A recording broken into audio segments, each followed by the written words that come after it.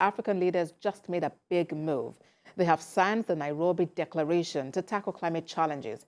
This plan, suggested by Kenya's President William Ruto, talks about new taxes and changes to global banks to raise money for fighting climate change. This will form part of negotiations at the COP28 summit in November. The Africa Climate Summit lasted 3 days and focused on getting money for dealing with extreme weather, saving nature, and using clean energy. We have a report. Africa is already bearing the brunt of a climate crisis it did not cause, but the continent, with its significant renewable energy resources, critical minerals, vast carbon sinks, and growing population, can be a strong solution center.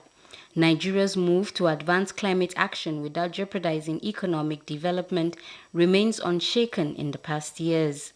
And with a new sheriff in town, this effort is now being pushed more than ever.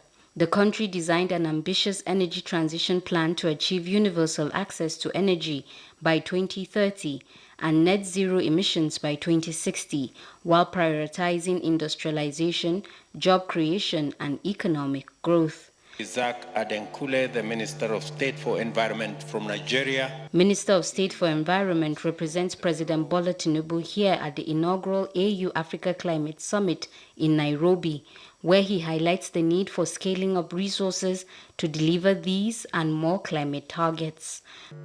As a continent, it is critical that climate action spurs socio-economic development for us.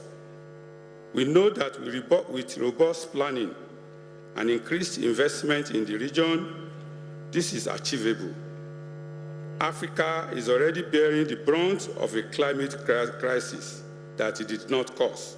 He stresses that climate action through innovative technology and energy transition partnership will be central in achieving success. With our significant renewable energy resources, critical minerals, vast carbon sink, and growing population can be a strong solution center.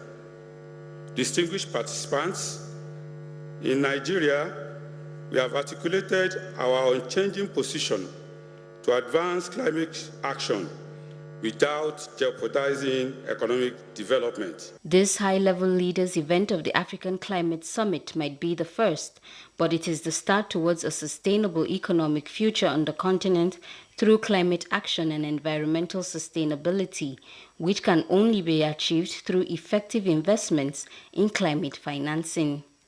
Kemi Balogun, TVC News, Abuja.